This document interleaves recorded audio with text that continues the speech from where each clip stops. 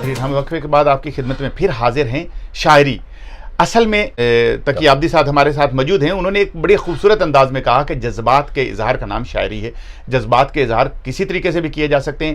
شاعری کی ابتدا صدیوں پرانی ہے، یعنی کہ انہوں نے فرمایا کہ حضرت آدم نے بھی شعر کہے، اور ان کے اشعار اگر یہاں تک چلتے آ رہے ہیں تو شاعری کا سلسلہ، ادب کا سلسلہ، اظہار کا سلسلہ چلتا آ رہا ہے۔ اور جب حضرت آدم نے اپنے بیٹے حابیل کے لیے انہوں نے فرمایا کہ شعر کہے تو غم میں کہے تھے نا، تو شعر کی ابتدا غم سے ہو رہی ہے، اور غم کے اظہار کو جو ہے مرثیے میں یا داستان کو کہا جاتا ہے۔ مرثیہ وہ صنف ہے کہ جس میں پوری حالات زندگی کو قلم بند کر دیا جاتا ہے، جس میں انسان کی ابتدا، اس کے فضائل، اس کی مشکلات، اس کے مصائب اور محبت، اظہار محبت، اور حتی الامکان کہ آخر میں اس کے اندر جو وہ پیغام دینا چاہتا ہے وہ بھی ہوتا ہے۔ تو مرثیہ جو ہے ایک بہت بڑی صنف ہے جو میرا خیال اردو ادب کے اندر، جو تمام ادب ہیں، یہ نہیں ہے کہ اردو ادب کے شاعری کے اندر ایک خاص اہمیت رکھتی ہے۔ تو ہمارے جو ڈاکٹر تقی عابدی صاحب ہیں، انہوں نے مرثیے کے اوپر ریسرچ بھی کی ہے اور بہت کچھ لکھا ہے۔ تو ان سے پوچھتے ہیں اصل میں مرثیے کے بارے میں سب سے پہلے تو یہ بتائیں کہ مرثیہ یعنی کہ ادبی الفاظ میں اس کو کس چیز کو کہتے ہیں؟ دیکھیے، ایک ہی جملے میں کہہ سکتا ہوں کہ قصیدہ زندوں کی تعریف ہے، جی اور مرثیہ مردوں کی تعریف ہے۔ یہ چھوٹا ترین اس کا تعارف ہے۔ جب ہم کہتے ہیں عربی اور فارسی میں کہ میں مرثیہ کہنا چاہتا ہوں، تو وہ پوچھے گا آپ سے وہ شخص کس کا مرثیہ کہنا چاہتے ہیں۔ لیکن جب میں کہوں گا اردو میں مرثیہ کہنا چاہتا ہوں، تو کوئی شخص یہ مجھ سے نہیں پوچھے گا، اس کو معلوم ہے کہ یہ جو نظم ہوگی وہ شہدائے کربلا سے مربوط ہوگی۔ تو اردو مرثیہ جو ہے یہ منسوب ہو گیا ہے سید الشہداء اور آپ کے جو ہے کربلا سے۔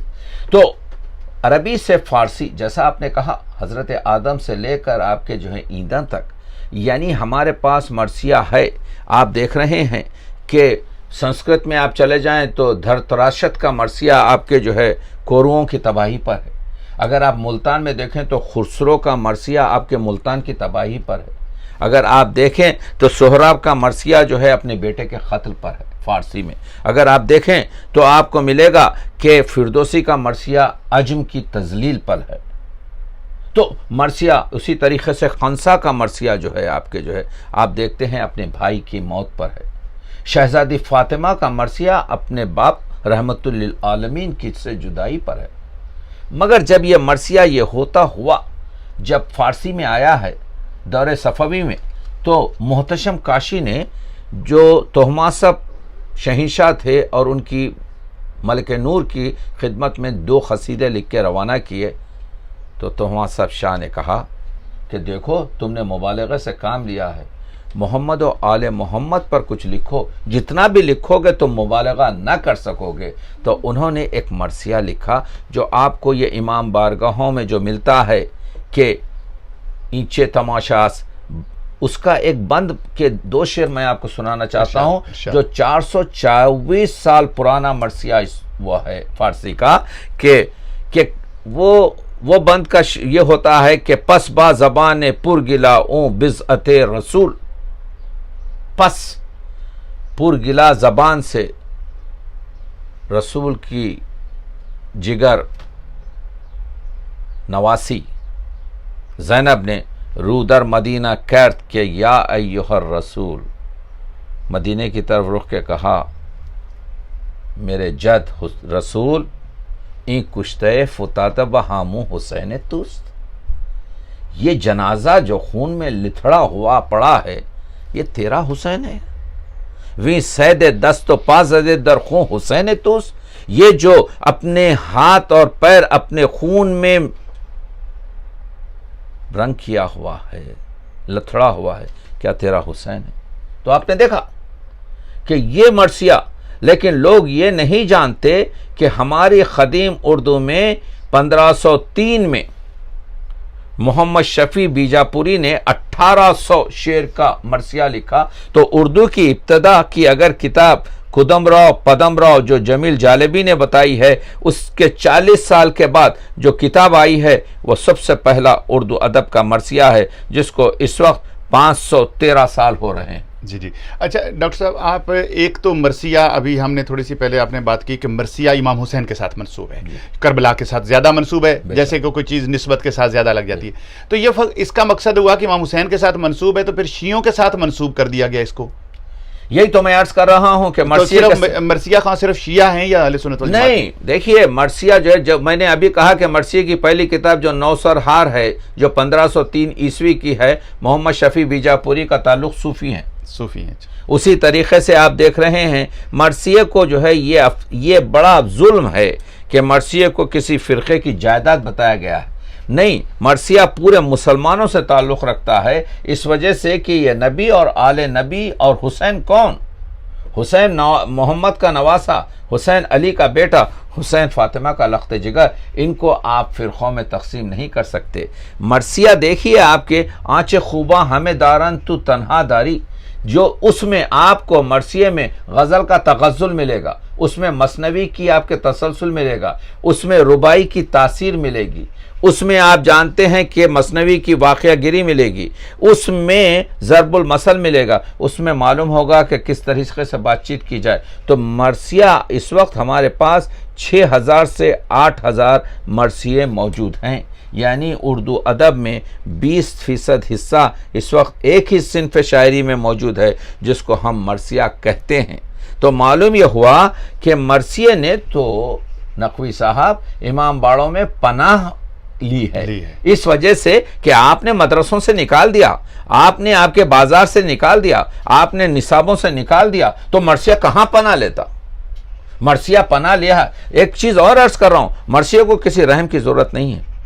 میر انیس کا اور مرزا دبیر کا مرثیہ ہر سال میرے ریسرچ کے مطابق 25,000 جگہ پڑھا جاتا ہے، شیکسپیئر 4,000 جگہ پڑھا جاتا ہے سال میں، میر انیس 25,000 جگہ ہر سال پڑھے جاتے ہیں۔ پاکستان کراچی میں مرثیہ ہو رہا ہے دن میں، تو آپ دیکھتے ہیں کہ نیو یارک رات میں مرثیہ ہو رہا ہے۔ میر انیس کے مرثیے کا چراغ خورشید کبھی غروب ہی نہیں ہوتا۔ تو جس شاعر کے شعر ہر سال 25,000 بار پڑھے جائیں، اس شاعر کو کسی آپ کے جو ہے تشریح کی اور آپ کے جو ہے شہرت کی ضرورت نہیں۔ یہ اردو ادب کا کام ہے کہ جب بسائی کرے، اپنی پیشانی کو اس کی دہلیز پہ رکھے۔ اگر چاہتے ہیں کچھ یاد کریں محاورات کیسے ہوتے ہیں، اگر یاد کریں کہ کس طریقے سے مکالمہ بندی ہوتی ہے اور نظم کس طرح سے آگے بڑھتی ہے، تو یہ صرف ایک فرقے کی جائیداد نہیں، یہ پورے آپ کے جو ہے دنیا کا مسئلہ ہے۔ بالکل یہ فرقے کی جائیداد نہیں۔ ناظرین میں یہاں یہ کہنا چاہوں گا کہ مرثیہ جو ہے یہ کسی بھی مظلوم کے لیے، کسی بھی ایسی شخصیت کے لیے جس کے اوپر ظلم کیا گیا ہو، ظالم کے خلاف لکھا جاتا ہے۔ اگر ظالم کے خلاف آواز اٹھائی جائے تو یہ تو قرآن کی آواز ہے، خدا کی آواز ہے، اور ہر ظالم کے خلاف آواز اٹھانی چاہیے، اس میں کوئی شک نہیں ہے۔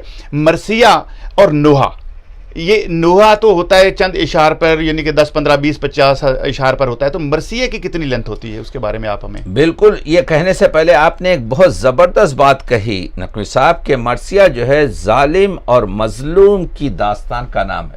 دیکھیے فیض احمد فیض تو آپ کے ایک لیفٹسٹ ہے نا، فیض احمد فیض نے بھی آپ کے ایک 6 شعر کی نعت لکھی اور ایک 72 مصروں کا مرثیہ لکھا۔ اس میں کیا کہتا ہے فیض؟ سنیے 2 شعر فیض کے بھی سناتا ہوں۔ جو ظلم پہ لعنت نہ کرے آپ لئی ہے، فیض کو پڑھ رہا ہوں۔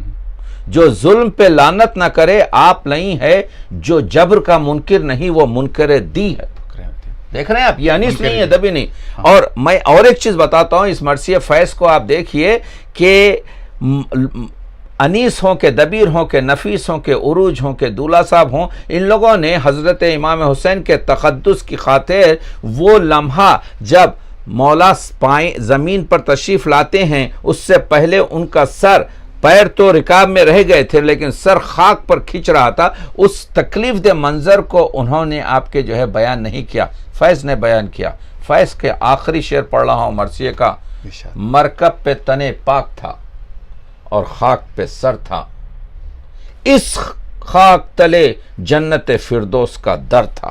اگر تم جنت میں جانا چاہتے ہو تو یہ وہی راستہ ہے۔ تو معلوم یہ ہوا یہ کسی فرقے کی جائیداد نہیں ہے، معلوم یہ ہوا کہ یہ انسانیت کی فتح کا نام ہے، معلوم یہ ہوا کہ جہاں کہیں بھی حریت کی ضرورت ہوگی، جہاں کہیں بھی ستم اور ظلم کے خلاف آواز اٹھائی جائے گی تو مرثیہ آئے گا۔ تو اسی وجہ سے میں کہہ رہا ہوں فیاض نقوی صاحب کہ آج کے اس پراشوب دور میں جہاں پہ انسانیت کو جو ہے جوخم ہے، جہاں پر آپ کے احترام آدمی نہیں ہے، جہاں پہ حقوق انسانی کو چیلنج بتایا گیا ہے، وہاں پر اگر صرف کوئی چیز آ سکتی ہے تو وہ مرثیہ ہوتا ہے۔ ایک شعر سے کہہ رہا ہوں کہ جب حضرت امام حسین علیہ السلام فرماتے ہیں عباس خیمے ہٹا لو نہر سے، تو عباس نے میر انیس نے ایک شعر رکھ دیا حضرت عباس کی زبانی، وہ آج کے اسلام کا رخ ہے کہ اسلام جو ٹیررسٹ مذہب بتایا جاتا ہے، اس میں اگر کوئی نظم ہم کو امن اور شانتی کا درس دیتی ہے تو آئیے آپ کو مرثیہ ہی سے لینا پڑے گا، اردو کی کوئی نظم آپ کی مدد نہیں کرے گی۔ حضرت عباس فرماتے ہیں سبقت کسی سے ہم نہیں کرتے لڑائی میں، کیا خوب، کیا کمال ہے، بے شک سبقت کسی سے ہم نہیں کرتے لڑائی میں، بس کہہ دیا کہ پاؤں نہ رکھنا ترائی میں۔ کیا خوب۔ تو آپ نے دیکھا یہ مرثیہ ہے جو آج آپ کو یہ بتائے گا کہ یہ دین امن ہے، یہ دین شانتی ہے، یہ دین اخلاق ہے۔ کتاب اخلاق کا کوئی بھی درس ہو آپ کو مرثیہ میں ملے گا۔ میر انیس جیسی شخصیت، تو میر انیس کو ایک فرقے کا شاعر مت کہیے، بلکہ میر انیس کو انسانیت کا شاعر کہیے، میر انیس کو انسان سازی کے شاہکار کہیے۔ تو معلوم یہ ہوا کہ آج اسی لیے تو میر انیس نے کہا تھا کسی نے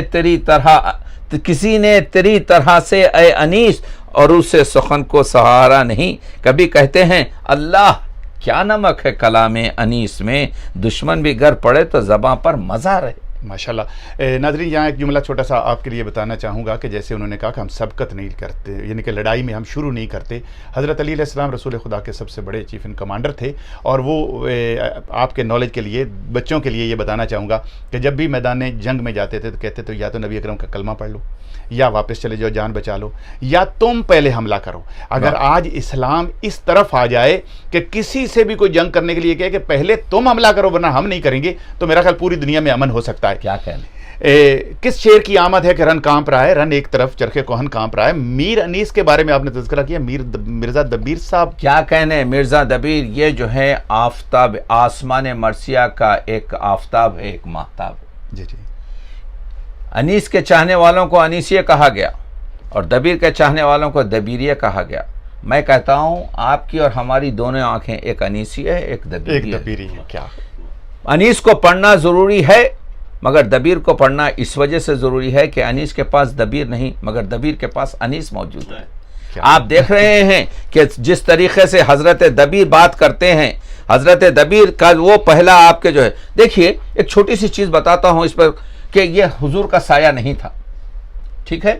میر انیس مرزا دبیر کا آپ کو جو ہے معراج نامہ دیکھیے، معراج نامے میں ایک چھوٹا سا آپ کے جو ہے صرف یہ فرعی مضمون کہ سایہ نہیں تھا، اس کے چند شعر سنیے اور بتائیے کیا اردو ادب میں ایسی کوئی چیز ہے جس میں حضور کے سایہ نہ ہونے کی بات ہے؟ کوئی بے مثل ایسا آیا نہیں کہیں جس میں انور میں سایہ نہیں، نہ کیوں ساتھ سائے کا ہو ناگوار کہ فضل خدا ساتھ ہے سایہ دار، ہوا گم جو ذل حبیب الہ بنا سرمئے چشم خورشید و ماہ، وہ سایہ بنا سائے بانے فلک کہ سایہ کرے سب پہ محشر تلک، ملا سنگ کعبے کی طلعت میں کچھ، ہوا صرف مہر نبوت میں کچھ، وہ سایہ سیاہی بنا ایک قلم کیا کل کے قدرت نے قرآن رقم۔ تو معلوم یہ ہوا خورشید سر شام کہاں جاتا ہے، روشن ہے دبیر پر کہ جہاں جاتا ہے، مغرب ہی کی تو جانب ہے قبر حیدر، وہ شمع جلانے کے لیے وہاں جاتا ہے۔ تو دبیر وہ ہیں جنہوں نے آپ کے بتایا، تو دبیر تنہا وہ شاعر ہے جس نے اردو ادب میں سب سے زیادہ شعر کہے ہیں۔ دبیر کے اشعار کی تعداد 1,23,000 ہے۔ میر انیس دوسرے شاعر ہیں جنہوں نے 82,000 شعر کہے ہیں۔ دبیر وہ تنہا شاعر ہے جس نے سب سے زیادہ مرثیہ لکھے ہیں۔ دبیر کے اشعار کی تعداد آپ جانتے ہیں کہ مرثیوں کی تعداد 600 کے اوپر ہے۔ دبیر وہ تنہا شاعر ہے جس نے سب سے زیادہ الفاظ کہے ہیں۔ اور فیاض نقوی صاحب، دبیر نے ایک ربائی کہی تھی جس میں کہا تھا، دعا کی تھی کہ مجھے محرم ہی میں موت دے دے۔ کہا تھا جب مصحف ہستی میرا برہم کرنا، سی پارے ایام محرم کرنا، اور مولا نے ان کی سن لی اور 30 محرم کو ان کا انتقال ہوا ہے۔ تو میں یہ کہہ رہا ہوں کہ انیس اور دبیرے آپ کے جو ہیں اس طریقے سے ہیں۔ ایک نعت پر میں تمام کرنا چاہتا ہوں کہ کیا روئے پیمبر نے ضیا پائی ہے، کیا روح پیغمبر نے ضیا پائی ہے، کیا روح پیغمبر نے ضیا پائی ہے، فرقان کی بلا فرق یہ زیبائی ہے، ہر شے سے مقدم ہے ہمیں اس کا ادب، قرآن سے پہلے یہ کتاب آئی ہے۔ کیا خوب، حضور تو قرآن سے پہلے آئے، بے شک، تو آپ کیا کہہ رہے ہیں؟ مجسم کتاب ہے ماشاءاللہ، بے تو شک۔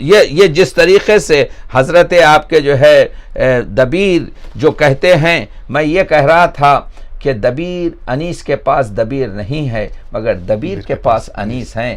ایک بند دیکھ لیجئے کہ کہتے ہیں یا خدا، یہ مناجات ہے، امام حسین مناجات کر رہے ہیں، دیکھیے اپنے مالک سے، یا خدا تجھ پہ میں صدقے میرا لشکر بھی نثار، دل فدا جان فدا روح فدا سر بھی نثار۔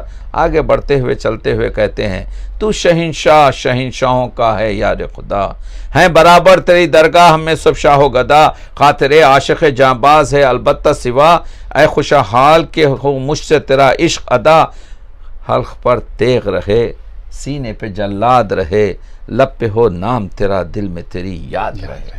ڈاکٹر صاحب بہت مہربانی، بہت شکریہ ادا کرتا ہوں آپ کا، آپ نے قیمتی وقت سے ٹائم دیا۔ ناظرین یقین کیجیے گا کہ یہ انٹرویو ایسا ہے کہ جس کی تشنگی رہ گئی، اور ڈاکٹر صاحب نے کتنے خوبصورت انداز میں اتنا وقت دیا ہے ہمیں کہ پتہ ہی نہیں چلا، اور بہت سے میرے اپنے ذاتی سوال رہ گئے، کیونکہ یہ وہ شخصیات ہیں، یہ وہ لوگ ہیں، یہ وہ شاعر ہیں، یہ وہ جذبات کا اظہار کرتے ہیں کہ جن کی انگلی پکڑ کر معاشرے کامیاب ہوا کرتے تھے۔ آج بھی اگر ہم چاہتے ہیں کہ ہمارے معاشرے کامیاب ہوں، ہماری بچے، ہماری نئی نسل کامیاب ہو، اور ہم ایک ادبی اور اچھا معاشرہ بنا سکیں، تو یقیناً ان کے نقش قدم پر چلنا ہوگا، تب ہمیں کامیابی ملے گی۔ اسی کے ساتھ اپنے میزبان سید فیاض نقوی کو اجازت دیں، خدا حافظ۔